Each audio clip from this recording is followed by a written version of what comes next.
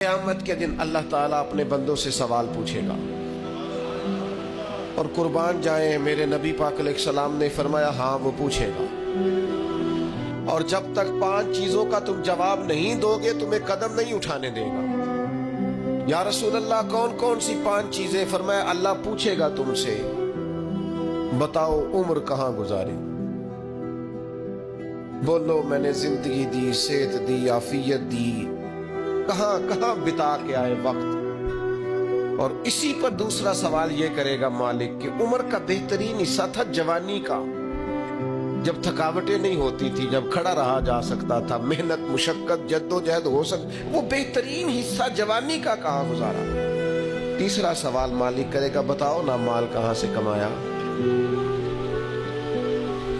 اور چوتھا سوال یہ تھا کمانے کے بعد بھی مالک تم نہیں تھے، گویا دیا تو میں نہیں تھا نا، تو بتاؤ پھر لگایا کہاں پہ تھا، خرچ کہاں پہ کیا؟ ثم لتسألن یومئذ عن النعیم، ایک ایک نعمت کے بارے میں اللہ پوچھے گا۔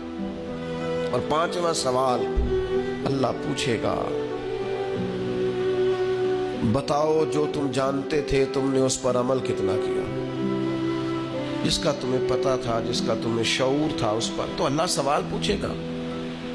اب یہ کیوں سوال ہوں گے وقوع قیامت میں؟ یہ کیوں پوچھا جائے گا کہ قیامت کے دن کی جزا سزا کا خوف ہو بندے پر۔ اسلام ویسے اپنے ماننے والوں کو بے خوف رکھتا ہے، لا خوف علیہم ولا هم یحزنون، اللہ کے دوستوں کو خوف غم نہیں ہوتا۔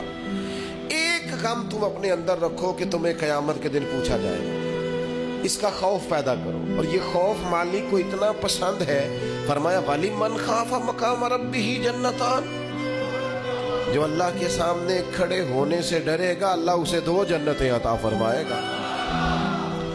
اس دن کا خوف اپنے دل میں پیدا کر کے تجھے کھڑا کیا جائے گا، تجھ سے پوچھا جائے گا، تیرے سے سوال کیا جائے گا، تجھے جواب